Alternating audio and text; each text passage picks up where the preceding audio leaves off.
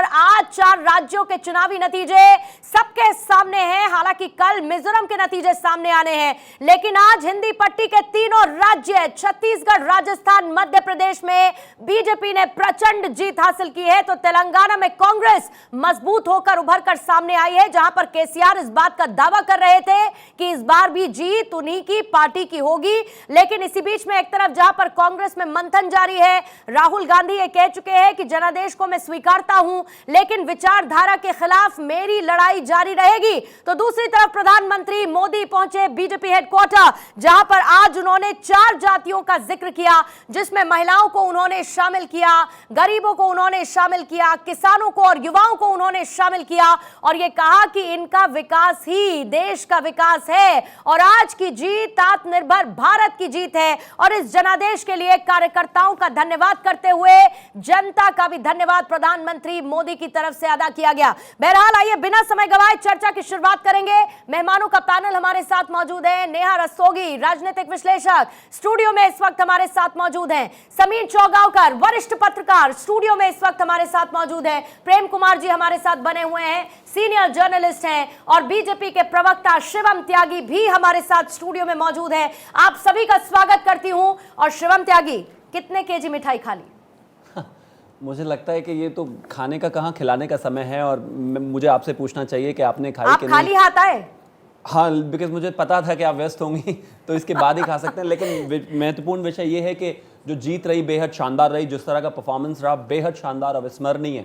और एक समय जो लगातार पिछले 3 महीने से चल रहा था और जहाँ पर तमाम एग्जिट पोल्स थे जो कहते थे कि कई राज्यों में चीज़ें फंसी हुई हैं, लगातार भारतीय जनता पार्टी और हम कह रहे थे कि इंटरनल सर्वेज जो हैं हमारे वो डिफरेंट हैं, और कहीं ना कहीं जब आप देखेंगे तो 3 राज्यों में प्रचंड बहुमत की सरकार देखेंगे और तेलंगाना में भी अपसर्ज देखेंगे।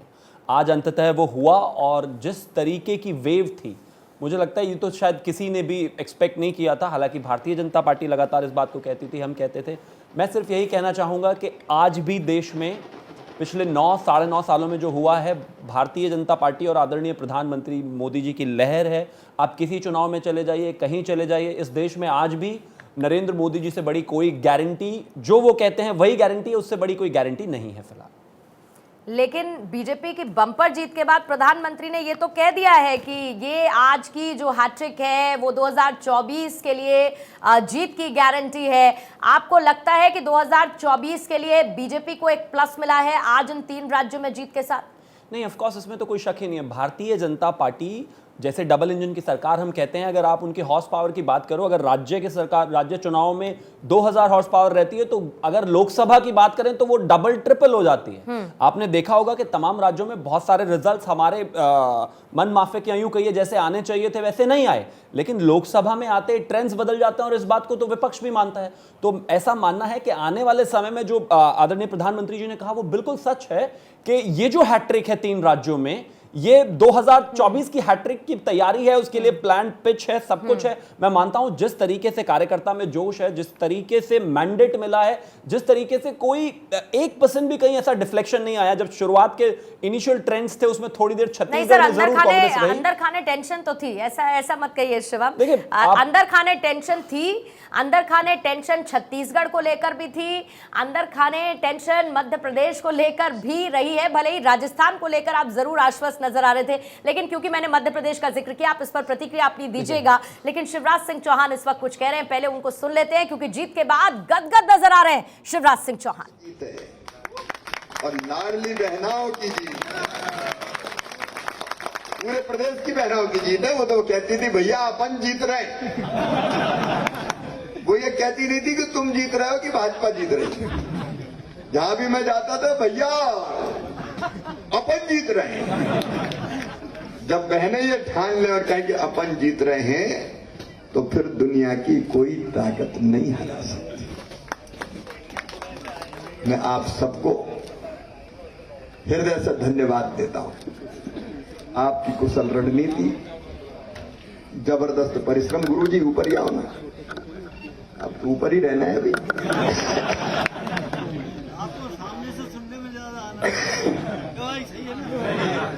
आप सबने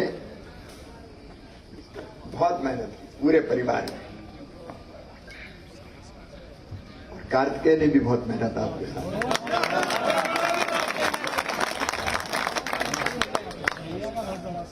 1 लाख में योगदान है। और डांटने का काम इनने किया। अच्छा बताओ किस किस को फोन लगाया? बहुत लोग को लगाया पर डांटने का। ये देखो अपना प्यारा परिवार है, इस परिवार को किसी की नजर ना लगे। हम अच्छे से काम करेंगे, सबकी सेवा। लच्छीराम जी, बूढ़े शेरों इधर आ जाओ। देखिए गदगद नजर आ रहे हैं शिवराज सिंह चौहान और अपनी लाडली बहनों को क्रेडिट देने का कोई मौका इस वक्त वो नहीं छोड़ रहे हैं, क्योंकि उनको पता है कि मध्य प्रदेश में लाडली बहना योजना एक बड़ा गेम चेंजर साबित हुई है, जिसने बीते 1 महीने में मध्य प्रदेश की राजनीतिक स्थिति को पूरा पलट कर रख दिया है और बीजेपी के पक्ष में ये वोट पड़ते हुए नजर आए। समीर चौगावकर जी, आपका एनालिसिस आज इन 3 राज्यों में बीजेपी की मिली हार को लेकर, और कांग्रेस कहां पर चूक गई, और इसके साथ क्या कांग्रेस को यह एक्सपेक्टेड था कि ऐसा कुछ अपसाइड डाउन हो सकता है, या जीत को लेकर पूरी तरह से आश्वस्त थी? आपकी तो सबसे बात होती रहती है सर। देखिए, आज के जो 3 राज्यों के चुनाव परिणाम आए भारतीय जनता पार्टी के पक्ष में और कांग्रेस जो चुनाव हारी है, ये एक बहुत उदाहरण है और उसमें सीखने की बात है कि संगठन और सरकार कैसे काम करती है। शिवराज सिंह चौहान की सरकार 18 साल काम करने के बाद जहां एंटी इनकम्बेंसी होती है, कहा जा रहा था कि शिवराज सिंह चौहान के चेहरे से नाराजगी है, पार्टी उन्हें हटाएगी तो वोट मिलेगा। 18 साल के बाद उस व्यक्ति का लोकप्रियता आप देखिए, संगठन का काम देखिए कि शिवराज सिंह चौहान प्रचंड बहुमत से वापस आए। और छत्तीसगढ़ में आप देखिए, जहां पर भारतीय जनता पार्टी को 2018 में 15 सीटें मिली थी और ये कहा जा रहा था कि भारतीय जनता पार्टी सरकार नहीं बनाएगी और भूपेश बघेल फिर सरकार बनाने जा रहे हैं, वहां भारतीय जनता पार्टी के संगठन ने दिन रात काम किया, अंडर करंट काम हुआ है और उसका असर ये रहा कि भारतीय जनता पार्टी वहां 3 गुना सीटें बढ़ाई और अपनी सरकार बनाने जा रही है। आप तेलंगाना राज्य देखिए, जिस राज्य के बारे में कहा जाता था कि भारतीय जनता पार्टी को उम्मीदवार खड़े करने के लिए व्यक्ति नहीं मिलते, लोग चुनाव लड़ने से मना करते हैं, उस तेलंगाना में भारतीय जनता पार्टी के 2019 के अंदर 4 सांसद आए थे और आज वह ओबीसी से बड़ी पार्टी प्रदेश की बन गई है। जहां से ओवैसी आते हैं यहाँ से बड़ी पार्टी तेलंगाना की बन चुकी है। राजस्थान के अंदर जहां पर यह कहा जा रहा था कि अशोक गहलोत जादूगर है, उनका जादू चल गया है, उन्होंने इतनी योजनाएं लागू की है, नए जिले बना दिए हैं, 51 सीटें पर उनके प्रभाव बढ़ गया है और वह सरकार बनाने जा रहे हैं, उस जादूगर को छूमंतर प्रधानमंत्री मोदी ने किया है अपने योजनाओं से। मुझे लग रहा है ये भारतीय जनता पार्टी से सभी विपक्षी दलों को सीखने की जरूरत है कि सरकार और संगठन कैसे चलती है। और प्रधानमंत्री मोदी ने आज बोल दिया है कि इतने जोर से बोलो कि तेलंगाना आवाज जाना चाहिए। ये बताता है कि आने वाले समय में 2024 में प्रधानमंत्री मोदी सिर्फ उत्तर भारत से नहीं, दक्षिण भारत से भी प्रचंड बहुमत से जीत हासिल करेंगे और भारतीय जनता पार्टी 350 सीटें भी जीतेगी। और आज तेलंगाना में जो भारतीय जनता पार्टी का प्रदर्शन रहा है, ये बताता है कि आने वाले दिनों में तेलंगाना भारतीय जनता पार्टी के लिए दूसरा कर्नाटक बनने जा रहा है, जो भारतीय जनता पार्टी का बहुत स्ट्रांग होल्ड बनेगा। आपको लगता है कि अभी शुरुआत है बीजेपी के लिए, साउथ साइड में बीजेपी के लिए शुरुआत है, और आज तेलंगाना में क्योंकि किसी ने बीजेपी के प्रदर्शन पर चर्चा नहीं की है अभी तक, क्योंकि कांग्रेस वहां पर मजबूत स्थिति के साथ थी, तो कांग्रेस की चर्चा आज हो रही है क्योंकि 3:1 का बहरहाल उसमें रेशो देखने को मिला। लेकिन प्रेम कुमार जी, आप पूरे एनालिसिस में अगर मैं राजस्थान सेंट्रिक बात करूं, क्योंकि लगातार अशोक गहलोत अपनी जीत के दावे करते हुए नजर आ रहे थे, वसुंधरा राजे का चेहरा आगे बीजेपी की तरफ से किया नहीं गया था, लेकिन पिछले कुछ वक्त में बड़े मुद्दे बीजेपी ने उठाए। आप उसमें ईडी की बात कर लीजिए, पेपर लीक जैसा मुद्दा, लाल डायरी, क्या आपको लगता है ये सब डेंट कर गए और इससे भी ज्यादा अंदर खाने की बगावत और दो फाड़ कांग्रेस के लिए सबसे कमजोर साबित हुई? देखिए, निश्चित रूप से आप जितनी बातें प्रश्न में कह रही हैं वो सब काम कर रहा था, और इसके बावजूद कि सचिन पायलट और अशोक गहलोत हाथ मिला रहे थे राहुल गांधी की मौजूदगी में, पर दिल नहीं मिले थे। फिर भी ऐसा कोई वाकया नहीं दिखा कि दोनों अपने मन से जनता के बीच आके इकट्ठा हों, यानी एक विश्वास अविश्वास या बना रहा जनता में कि फिर से अगर ये जीत कर आए तो कहीं पहले जैसी ही स्थिति फिर से न पैदा हो जाए। तो यानी इस बात का विश्वास जो दिलाना था वो दिलाया नहीं जा सका। ये बात तो आत्मचिंतन करने की होगी ही, और इसका मैसेज भी मिला है। और दूसरी बात है कि ये प्रेम सर, आप इसमें अपनी बात पूरी कीजिएगा, लेकिन ऐसा कैसे कि जो कांग्रेस के लिए कर्नाटक में काम कर गया, जो गारंटीज कांग्रेस ने कर्नाटक के लिए सामने रखी, वहां पर वो काम करती हुई नजर आई, लेकिन वही राजस्थान में फेल हो गई। ओल्ड पेंशन स्कीम एक बड़ा दाव था, जातीय जनगणना एक बड़ा दाव था, फ्रीबीज एक बड़ा दाव था, नए जिले बनाना बड़ा दाव था, नए जिले बनाना, चिरंजीवी बीमा योजना, कैसे जो कर्नाटक में काम किया वो राजस्थान में कांग्रेस के लिए काम ये नहीं बहुत इंपॉर्टेंट सवाल है कि जब लाडली योजना मध्य प्रदेश में काम कर सकती है तो चिरंजीवी राजस्थान में क्यों नहीं काम करती? बहुत महत्वपूर्ण सवाल है। इसका उत्तर थोड़ा सा डिफरेंट है। वो ये है कि रणनीतिक रूप से जब से कर्नाटक में बीजेपी हारी है, उसके बाद से रणनीतिक रूप से एक ऐसी योजना पर, चुनाव जीतने की योजना पर भारतीय जनता पार्टी चली है।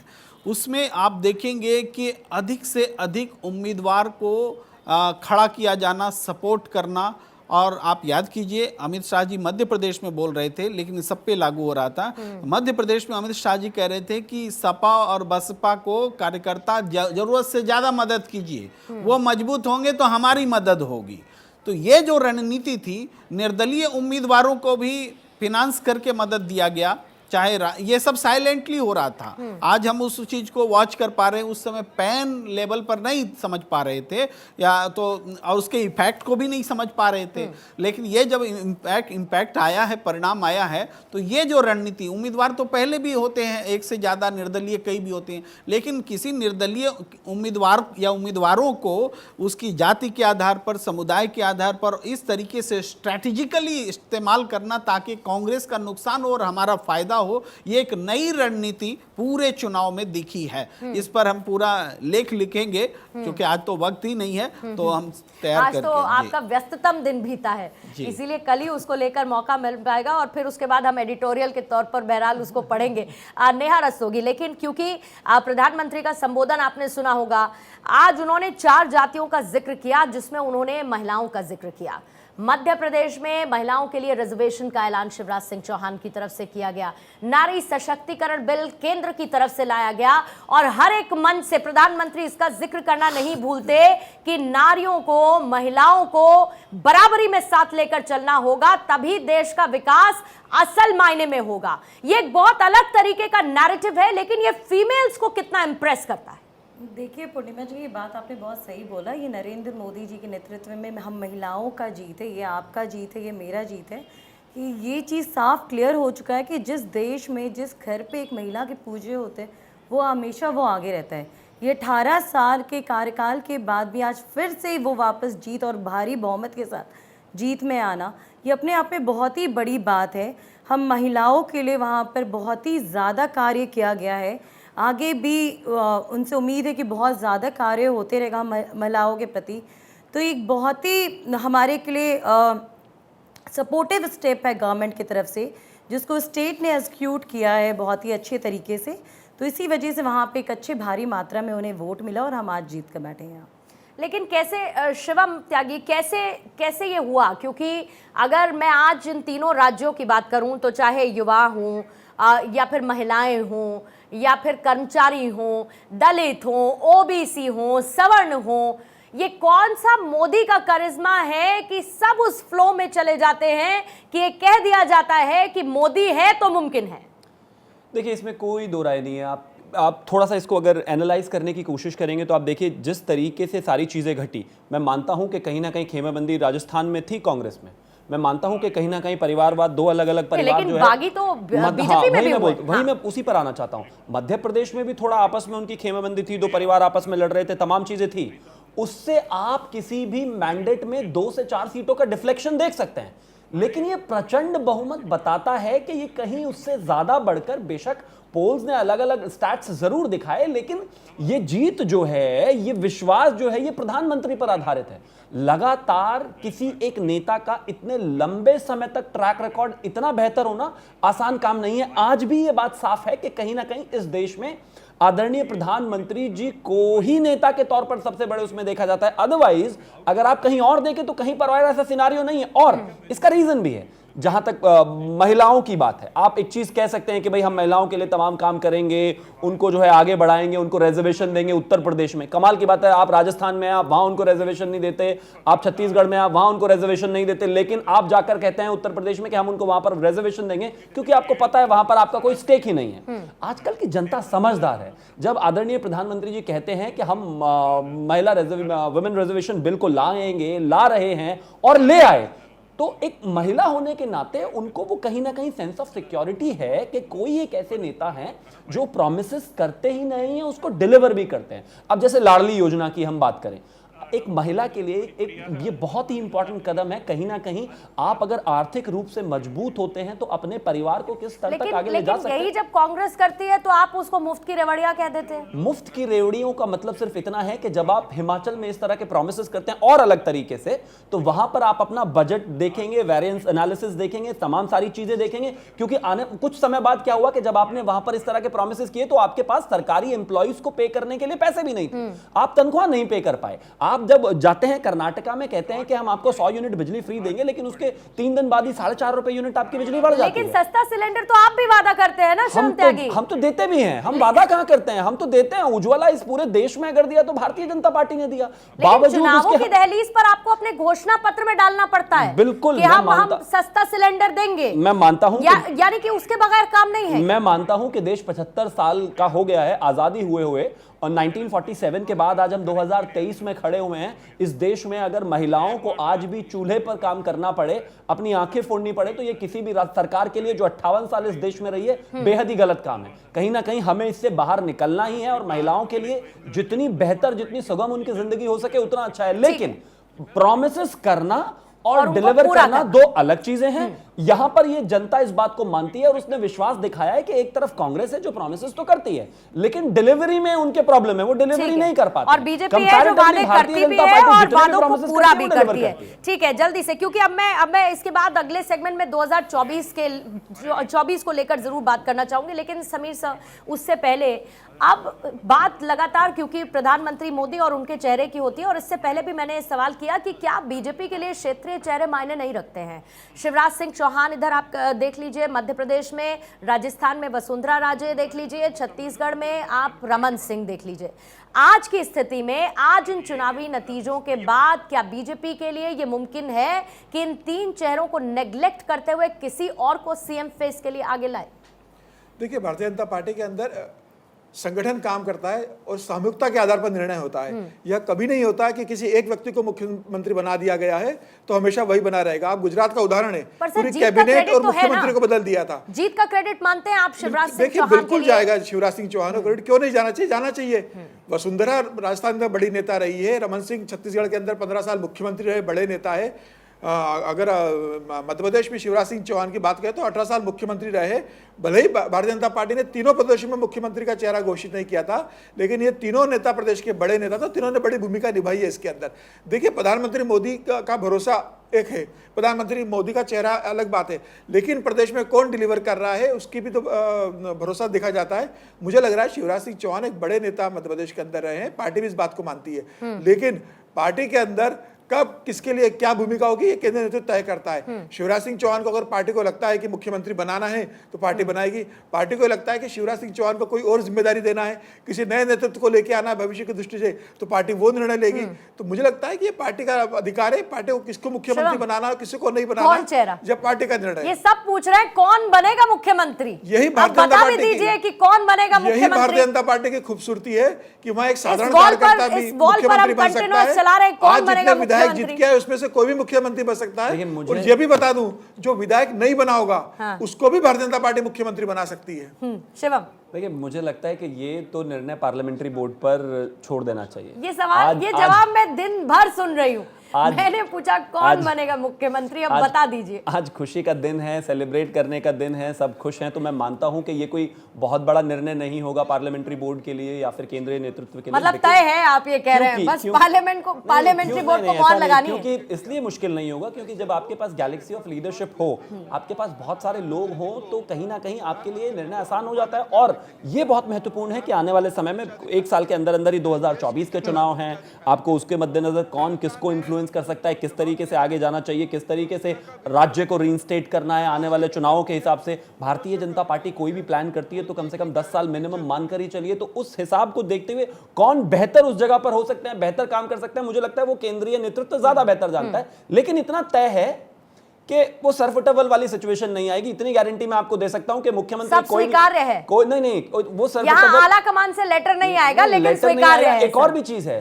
लेटर आने के बाद अगर आएगा तो माना जाएगा। और दूसरी बात ये भी है कि 4.5 पौने 5 साल आपस में एक दूसरे के ऊपर केसेस, लड़ाई, भाग, ये सब नहीं होगा, बड़ी शांति से सब कुछ फंक्शन करेगा। पूर्णिमा जी, मैं आपको एक बात बताता हूँ, 3 राज्यों के अंदर ये बात तय है कि किसी ना किसी राज्य में आपको बहुत सरप्राइज चेहरा देखने को मिलेगा। और ये भी हो सकता है कि छत्तीसगढ़ में आपको कोई आदिवासी महिला मुख्यमंत्री मिले।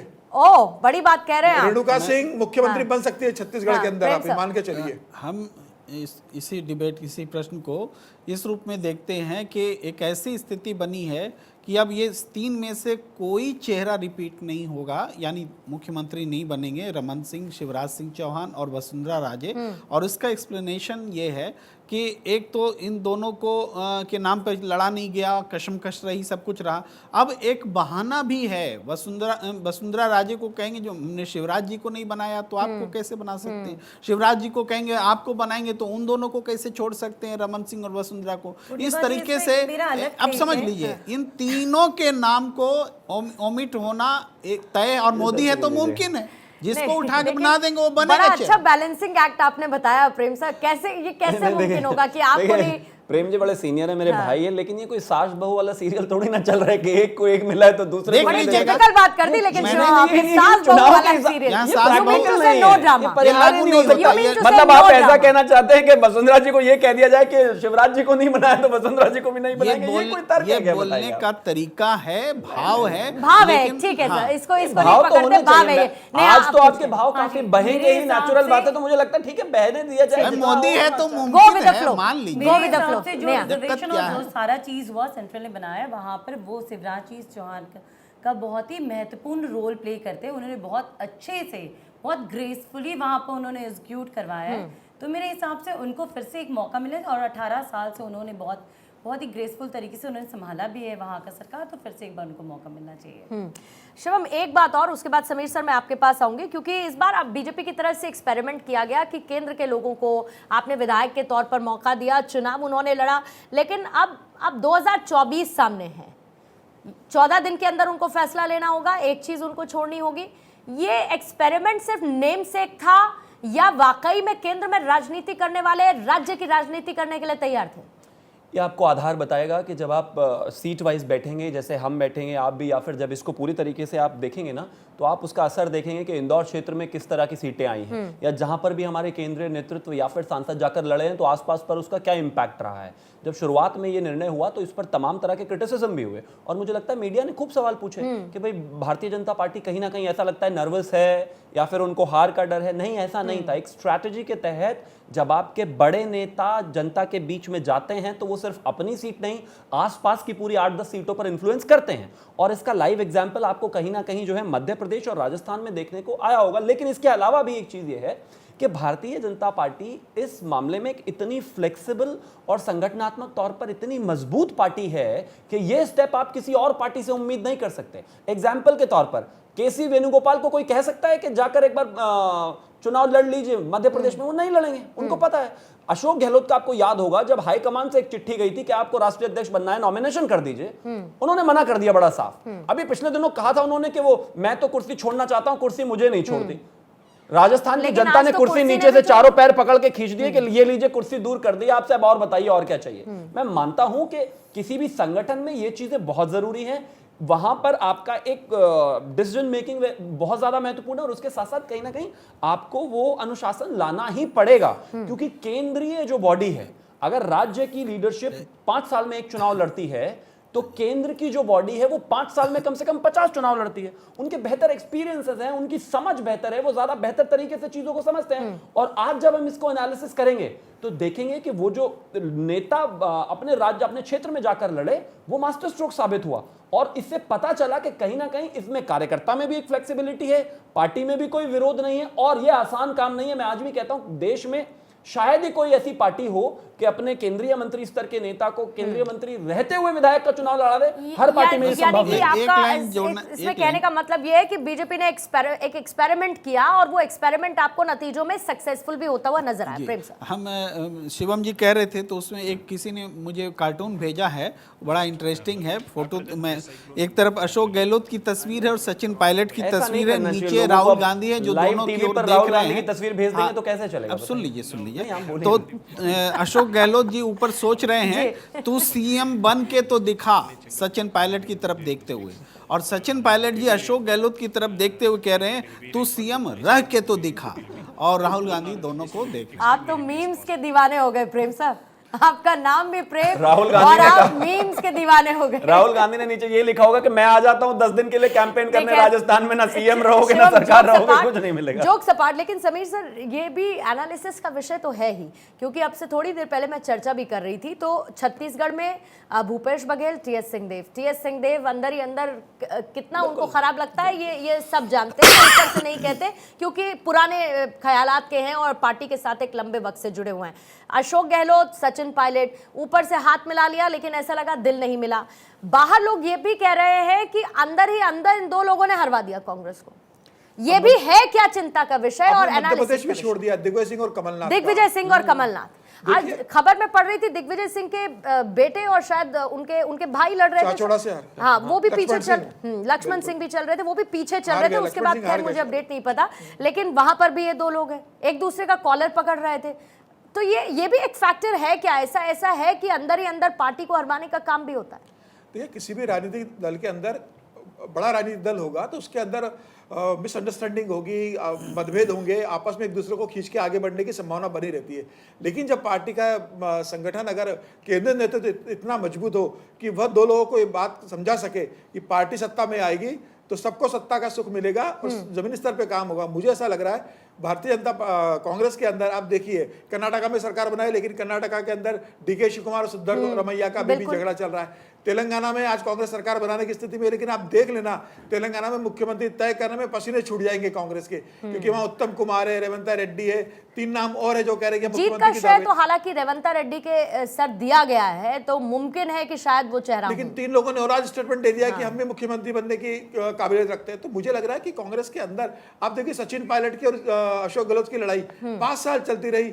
केंद्रीय नेतृत्व ने बैठा के समझा नहीं सका कि हमें मिलकर लड़ना है, टिकट डिस्ट्रीब्यूशन में लड़े।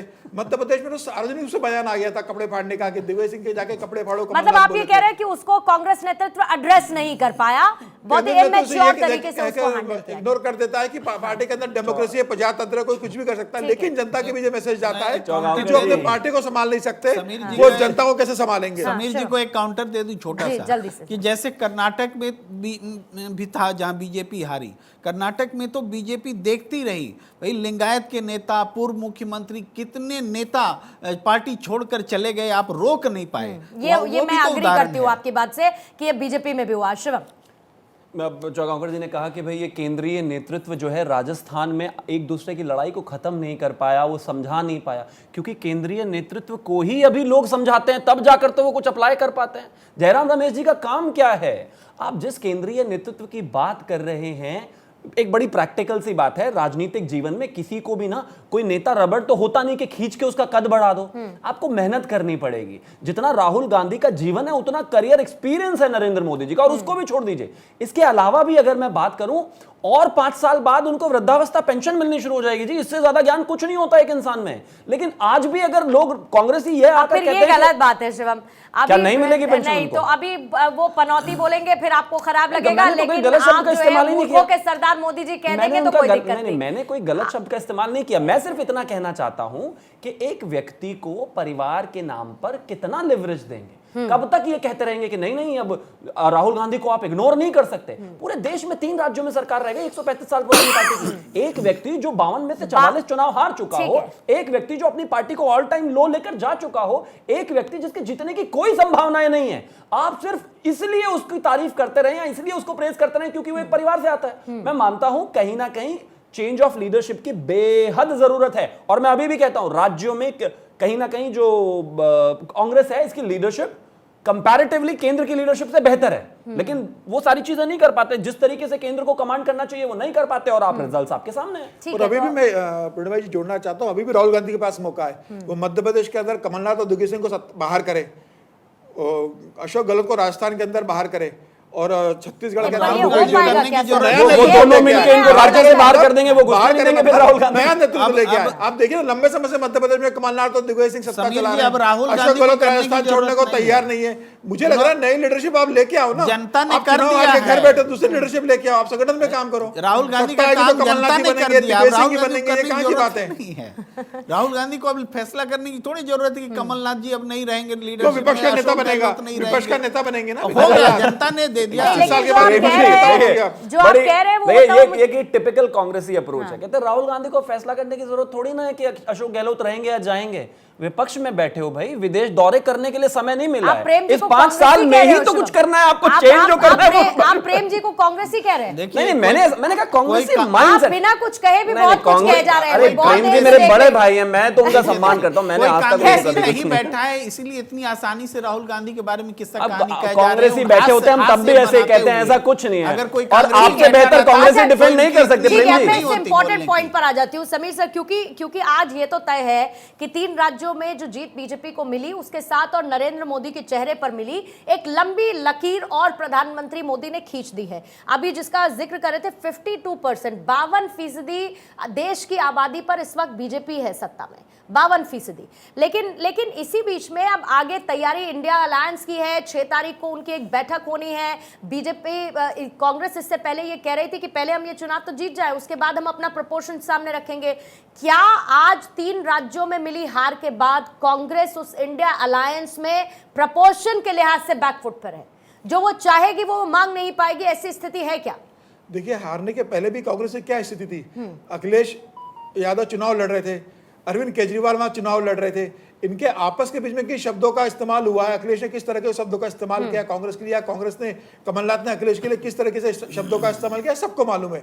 जो पार्टी इंडिया गठबंधन ये इस बात को जानता था कि कांग्रेस भारतीय जनता पार्टी को चुनौती दे सकती है, तो ऐसे में उसके जो प्रमुख घटक क्यों नहीं कांग्रेस के समर्थन में आए, समाजवादी पार्टी कैंडिडेट नहीं खड़ा करती, अरविंद केजरीवाल नहीं चुनाव लड़ते। मुझे लगता है कि ये गठबंधन इस बात को समझता है कि 2024 में ये मिलकर चुनाव नहीं लड़ सकते, और इस हार के बाद अब ये तय है कि अरविंद केजरीवाल अपने अलग रास्ता पकड़ेगा, अखिलेश यादव अलग रास्ता पकड़ेंगे, ममता बनर्जी बोल देगी कि बंगाल के अंदर में स्पेस देने को तैयार नहीं हूं। नहीं, मतलब आप ये कह रहे हैं जो सहयोगी दल है कांग्रेस को उनकी बात अब माननी पड़ेगी। सहयोगी दल बिल्कुल कांग्रेस की बात नहीं मानेंगे। समीर जी वो जो ख्वाहिश सहयोगी दलों को रख रहे देंगे, हैं। अगर वो कांग्रेस ले लेती है समीर तो जी वो विचार कांग्रेस नहीं रख गठबंधन रहे, में बनी ख्वाहिश रहेगी, रख रहे हैं। या सब मिलकर कांग्रेस को इंडिया गठबंधन से बाहर कर देंगे। नहीं तो क्योंकि आपको सबको लगता मालूम है प्रेम सर कि अभी भी कांग्रेस कहेगी कि हम इतनी सीटों पर चुनाव लड़ेंगे, हम तो बड़े भाई हैं?